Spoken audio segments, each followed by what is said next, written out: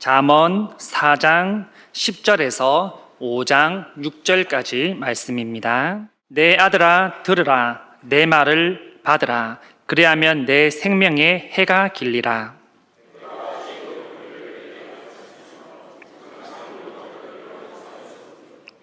다닐 때에 내 걸음이 곤고하지 아니하겠고 달려갈 때에 실족하지 아니하리라.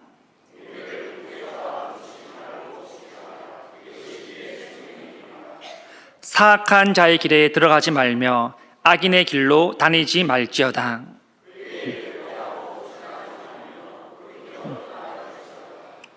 그들은 악을 행하지 못하면 자지 못하며 사람을 넘어뜨리지 못하면 잠이 오지 아니하며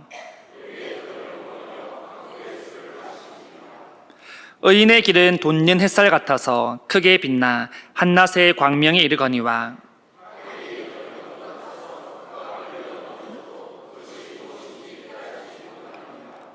내 아들아 내 말에 주의하며 내가 말하는 것에 내 귀를 기울이라.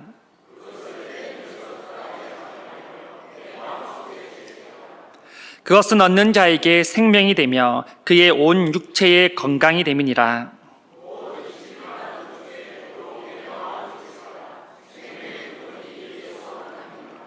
구부러진 말을 내 입에서 버리며 삐뚤어진 말을 내 입에서 멀리하라.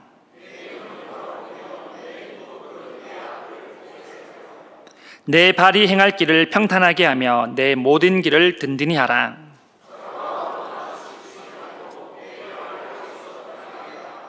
내 아들아 내 지혜에 주의하며 내 명철에 내 귀를 기울여서 대저 음녀의 입술은 꿀을 떨어뜨리며 그의 입은 기름보다 미끄러우나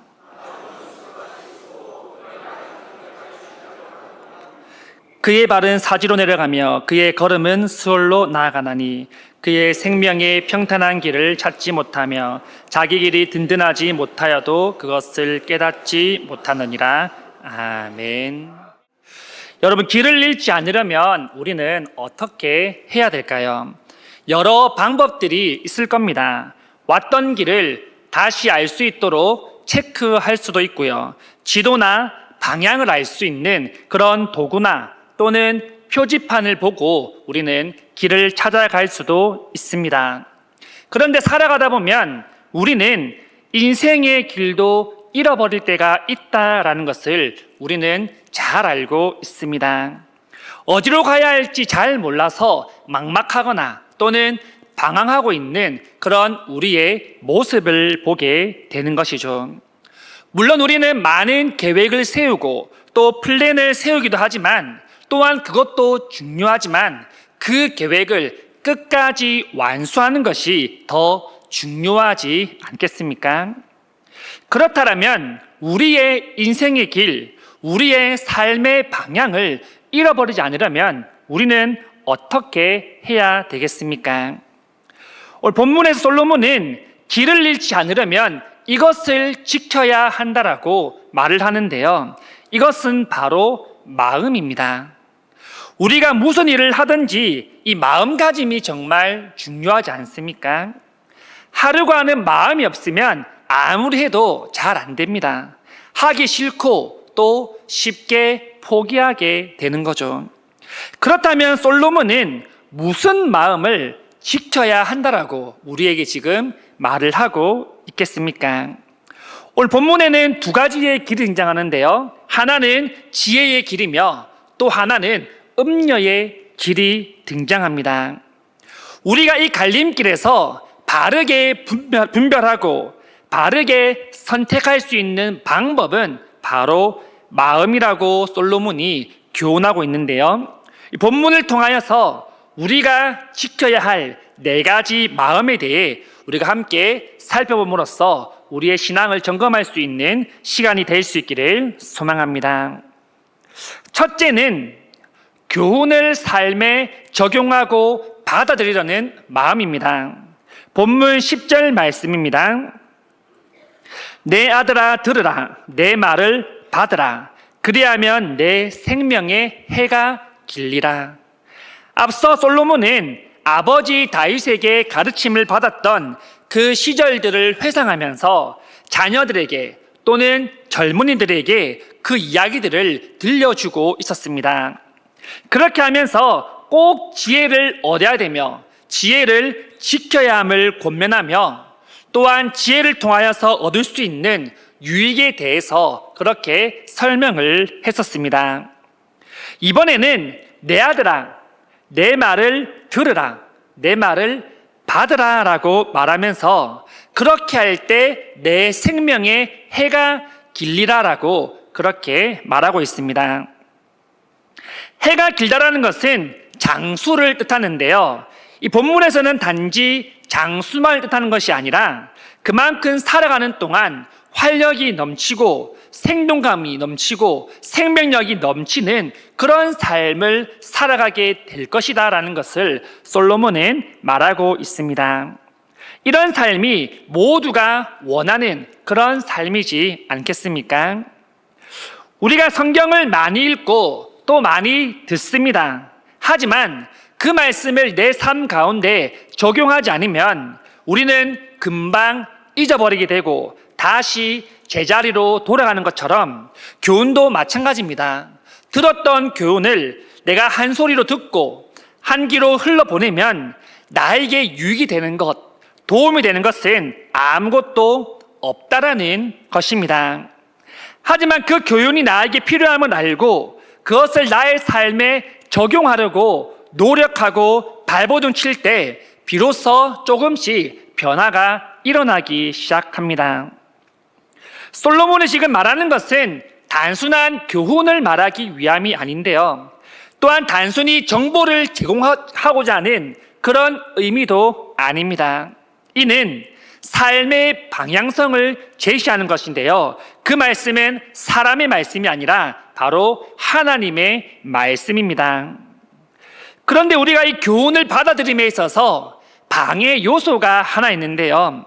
이것을 없애지 않으면 우리 귀에 아무리 말하고 우리가 아무리 들어도 우리는 그것에 행동할 수 없고 받아들일 수 없고 우리 귀에 들어오지 않습니다. 그것이 바로 무엇이겠습니까? 교만입니다. 이 교만한 마음은 겸손하게 듣고자 하는 우리의 마음을 짓눌러 버립니다. 교만한 마음은 우리가 행하고자 하는 그 발걸음을 다시 되돌려 버립니다. 교만한 마음은 나의 생각을 꺾어 버립니다. 그렇기 때문에 교훈이란 것이 들리지 않습니다. 나랑 상관없는 그런 말로만 들리게 되는 것이죠. 하나님의 말씀을 들음에 있어서 우리가 먼저 겸손한 모습으로 나아가지 않으면 우리는 금방 우리가 가야 할 길을, 방향을 잃어버릴 수 있다라는 것입니다. 하나님의 말씀을 들음에 있어서 우리는 먼저 우리를 낮추고 교만한 우리를 돌아볼 수 있기를 간절히 소망합니다. 두 번째는 유혹을 멀리하고 경계하는 마음입니다.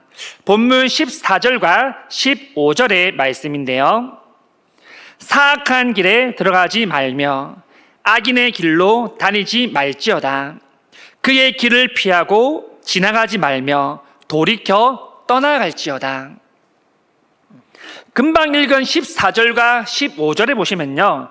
들어가지 말라, 다니지 말라, 지나가지 말라, 또는 떠나갈지어다 라는 그런 내용들을 반복해서 말하고 있는데요. 이는 다 같은 뜻을 말하고자 함입니다. 반복한다는 것은 아주 중요하다라는 그런 뜻인데요. 절대 가까이 하지 말고 절대 유혹에 빠져서는 안 된다라는 것을 솔로몬이 알려주고 있습니다. 왜냐하면 유혹은 그만큼 강하기 때문입니다. 성경을 보면 유혹을 이기지 못하여서 하나님 앞에 죄를 지은 많은 인물들이 등장하는데요. 우리는 이 아이성 전투에서 아간이라는 사람을 우리는 기억하고 있을 것입니다. 이 난공불락의 예루살렘의 성을 하나님의 은혜와 하나님의 도우심으로 무너뜨리고 이제는 그보다 더 작은 이 아이성을 공격하려고 하는데요. 하지만 이 아이성의 전투는 실패하게 됩니다. 난공불락의 성도 무너뜨렸는데 아이성의 공격에서는 실패하고 패배하게 된 것이죠. 그 원인을 보니까 한 사람이 유혹에 빠져서 하나님 앞에 죄를 지었기 때문이었습니다. 그리고 그 사람이 바로 이 아간이라는 사람이었는데요. 아간은 여리고성 점령을 통하여 얻은 그 전리품 중에 비싸 보이는 외투와 일부의 재물을 훔쳐서 몰래 숨겨두었던 것입니다. 얼마나 그것이 눈에 볼 때 좋아 보였겠습니까? 얼마나 갖고 싶었겠습니까? 숨기면 아무도 모를 거라고 생각했을 겁니다. 그 많은 재물 중에 조금을 가져갔는데 어느 누가 그것을 알 수 있겠습니까? 본 사람도 없었기 때문에 이 아간의 계획은 완벽한 성공이었습니다. 하지만 하나님은 알고 계셨던 것이죠. 그래서 아간을 바로 벌하기보다는 이 아이성의 실패를 통하여서 아간의 죄가 모든 사람 앞에 드러나게 하셨습니다. 유혹을 뿌리치지 못하고 경계하지 못한 그 결과로 아간과 그의 모든 일가족이 돌에 맞아 죽는 비극을 맞이하게 됩니다. 우리는 이러한 성경 내용들을 보면서 어떻게 저 사람은 저럴 수 있지? 라고 하면서 생각할 때가 많지만 정작 우리의 삶을 또 비추어 보면 우리도 별반 다른 게 없다는 것을 우리는 금방 알게 되어집니다. 과연 유혹으로 인하여서 우리는 단 한 번도 하나님 앞에 믿음을 저버린 적이 없는가라고 질문할 때 그렇다라고 대답할 수 있는 사람은 많지 않을 것입니다. 누구나 쉽게 유혹에 빠지기 때문이죠. 그렇다면 그 유혹을 멀리하고 경계하려는 그러한 마음들이 우리 안에 있어야 한다는 것입니다. 과연 한 번 빠졌다고 우리가 다시 그 유혹에 빠지지 않겠습니까? 아닙니다. 오히려 한 번이 쉽지 두세 번은 더 쉽습니다. 그렇기 때문에 우리는 유혹에 대해 더 멀리하고 더 경계해야 된다는 것입니다. 19절에 보시면 이렇게 말씀하시는데요. 악인의 길은 어둠 같아서 그가 걸려 넘어져도 그것이 무엇인지 깨닫지 못하느니라. 여러분, 어두운 길을 가다가 우리가 뭔가에 걸려서 넘어지게 됩니다. 그런데 우리 손에는 불빛이 아무것도 없어서 우리가 무엇에 걸려 넘어졌는지를 우리는 눈으로 확인할 수 없습니다. 악인의 길이 그렇다라는 것을 말하고 있습니다. 유혹을 이기지 못하고 또한 경계하지 못하여서 내가 넘어져서 이 악인의 길을 가게 된다 할지라도 그 길이 악인의 길인지 우리는 알 수 없을 때가 많다라는 것입니다. 그렇기 때문에 우리는 영적인 자각력이 있어야 되며 분별력이 있어야 함을 말하고 있습니다. 모든 성도님들이 우리에게 찾아오는 그런 유혹들을 멀리하며 또한 경계하며 하나님 앞에 결코 믿음을 내려놓지 않을 수 있기를 간절히 소망합니다. 세 번째는 지킬 만할 것을 지키는 마음입니다. 23절 말씀입니다. 모든 지킬 만한 것 중에 더욱 내 마음을 지키라. 생명의 근원이 이에서 남이니라. 여러분, 사람들은 감정에 잘 휘둘리지 않습니까? 감정에 약합니다. 사탄은 그렇기 때문에 우리의 마음을 공격합니다. 우리의 생각을 공격하고요. 우리의 감정을 공격합니다. 그렇기 때문에 우리는 분별력이 없으면 금방 사탄의 유혹에 넘어가게 될 수밖에 없다는 것입니다. 23절 본문에서는 모든 지킬 만한 것 중이라고 말씀하는데요. 우리에게는 지켜야 할 것들이 얼마나 많이 있습니까? 그런데 그 중에 더 귀중하게 우리가 지켜야 할 것이 있다라고 지금 말하고 있는데요. 그것이 바로 마음이다라는 것입니다. 또한 생명의 근원이 바로 여기에서 나온다라고 솔로몬은 말하고 있습니다. 성경은 이 마음을 전 인격에 비유해서 말씀하고 있는데요. 그 이유는 마음이 무너지면 모든 것이 다 무너지기 때문입니다. 그래서 본문 24절과 27절 사이에서는 이 입과 눈과 발을 예를 들어서 마음을 지키는 방법에 대해서 더 구체적으로 솔로몬이 말하고 있습니다. 24절 말씀입니다. 구부러진 말을 내 입에서 버리며 삐뚤어진 말을 내 입에서 멀리하라. 먼저 입에 대해서 말하고 있는데요. 우리의 마음을 지키기 위해서는 먼저 입을 지켜야 한다라고 말하고 있습니다. 우리의 입은 좋은 말도 하지만 때로는 남을 속이는 거짓말을 할 때도 있고요. 해서는 안 되는 악하고 추한 말을 뱉을 때도 있습니다. 본문에서는 악한 말 자체를 입술에서 멀리하라, 가까이 하지 말라라고 그렇게 경고하고 있습니다. 요즘 아이들을 보면 욕을 안 하는 아이들을 사실 찾아보기가 쉽지 않습니다. 정말 착해 보이는데 욕을 하는 아이들에게 너는 왜 욕을 하니라고 물어보면 아이들이 이렇게 대답합니다. 욕은 이제 필수예요. 이것은 비기독교인들이 아닙니다. 기독교인들, 교회를 다니는 아이들의 대답이었습니다. 하나님께서 만드신 용도가 아니라 사탄의 계략대로 입을 사용하게 되는 모습들을 보게 됩니다. 욕을 하지 않으면 친구들이 친구를 해주지 않는다라는 그런 이유들이 가장 많았습니다. 25절입니다. 내 눈은 바로 보며 내 눈꺼풀은 내 앞을 곧게 살펴. 솔로몬은 이번에 눈에 대해서 말하고 있는데요. 눈으로 바로 볼 것을 말하고 있습니다. 다른 곳에 시선을 두지 말고 정면을 직시할 것을 그렇게 강조하고 있습니다. 여러분, 사람마다 보는 시선이 다르지 않습니까? 어떤 사람은 있는 그대로를 보는 시선도 있는 반면에 또 어떤 사람은 첨가하고 또 왜곡하고 비판하는 시선으로 바라보기도 합니다. 모든 사람이 같은 곳을 바라보지만 세상의 시선으로 보는 사람이 있고 또한 하나님의 시선으로 보는 사람들도 있다라는 것입니다. 여러분, 우리의 시선이 다른 어떤 것에 뺏기지 않고 오직 하나님께만 집중될 수 있기를 간절히 소망합니다. 26절에서 27절 말씀입니다.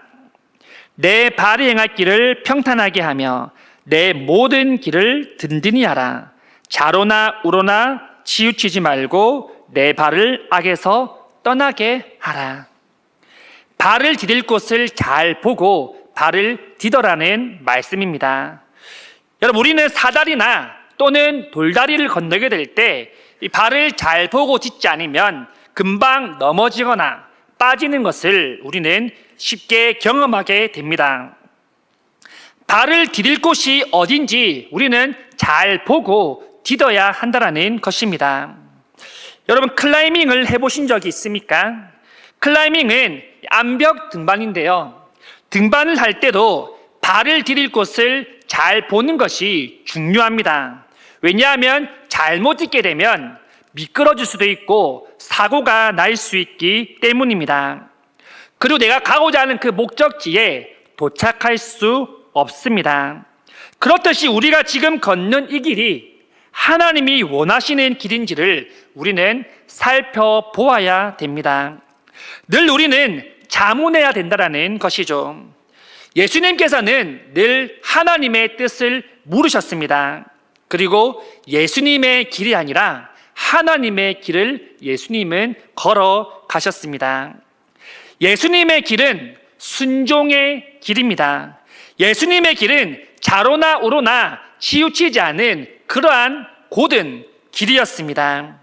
우리 또한 바른 길을 걸어갈 수 있기를 간절히 소망합니다. 네 번째는 미혹을 분별하는 마음인데요. 잠언 5장으로 넘어오면 이 미혹의 실체에 대해서 솔로몬이 더 구체적으로 설명하고 있습니다. 2절과 3절 말씀입니다. 근신을 지키며 내 입술로 지식을 지키도록 하라. 대저 음녀의 입술은 꿀을 떨어뜨리며 그의 입은 기름보다 미끄러우나. 본문에서 말하는 미혹은 바로 음녀를 뜻하는데요. 이게 음녀라고 해서 단순히 성적인 유혹만 뜻하는 것이 아닙니다. 잠언 5장에서 말씀하는 미혹은 우리에게 오는 모든 유혹을 뜻하고 있습니다. 세속적인 삶도 포함이 되고요. 하나님의 언약을 깨고 살아가는 우리의 모습을 뜻하기도 합니다. 영적인 배교를 뜻하기도 합니다. 3절에 보시면 음녀의 입술은 꿀을 떨어뜨리며 그의 입은 기름보다 미끄럽다라는 그런 표현을 사용하는데요. 음녀가 입술을 벌려 말하는 것을 꿀을 떨어뜨린다라는 표현으로 사용하고 있습니다. 무슨 말이냐면 그들의 말이 매혹적이고 달콤하게 들린다라는 것입니다. 결국 이들은 그러한 유혹을 인하여서 우리를 하나님 없는 인생으로 그렇게 끌고 가게 된다라는 것입니다. 또한 4절입니다. 나중은 쑥같이 쓰고 두 날 가진 칼같이 날카로우며. 처음에는 이들의 유혹이, 이들의 입술이, 이들의 행동들이 부드러워 보이고 매혹적이게 보일지 모르지만 결국은 그들은 겉과 속이 다른 위선자들이며 나중에는 그들이 본성을 드러내 보이며 우리를 삼키려 할 것이다 라는 것을 우리에게 말해주고 있습니다. 그렇기 때문에 우리는 이 미혹을 분별하는 마음, 즉 분별력이 필요하다라는 것을 말씀합니다. 우리는 날마다 깨어서 우리가 가는 이 길이 과연 하나님이 기뻐하시는 길인지를 날마다 점검하고 또 점검을 해야 될 줄 믿습니다. 우리는 차를 점검함에 있어서도 딱 한 번만 점검하지는 않지 않습니까? 이상이 있을 때마다 점검하고 또 시기가 되면 주기적으로 엔진 오일이나 타이어 등을 계속해서 우리는 점검합니다.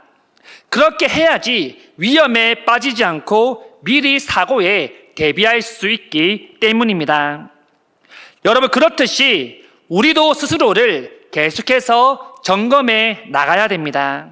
하나님 앞에 나는 과연 어떻게 살고 있는지, 날마다 난 하나님 앞에 깨어있는 삶을 살고 있는지, 난 하나님 앞에 예배하는 삶을 살고 있는지, 하나님이 기뻐하시는 삶을 살고 있는지 우리는 매일을 점검을 해야 될 줄 믿습니다. 말씀을 맺겠습니다. 여러분, 마음을 지킨다는 것은 사실 말처럼 그렇게 쉬운 것만은 아닙니다. 하지만 우리와 다르게 예수님은 그 마음이 완전하신 분이셨습니다. 그리고 그 마음을 끝까지 지키셨습니다. 뿐만 아니라 빌립보서 4장 7절에 보시면 이렇게 말씀하고 있습니다. 그리하면 모든 지각에 뛰어난 하나님의 평강이 그리스도 예수 안에서 너희 마음과 생각을 지키시리라. 하나님께서 우리의 마음과 우리의 모든 생각까지 지켜주시겠다라고 말씀하고 계십니다.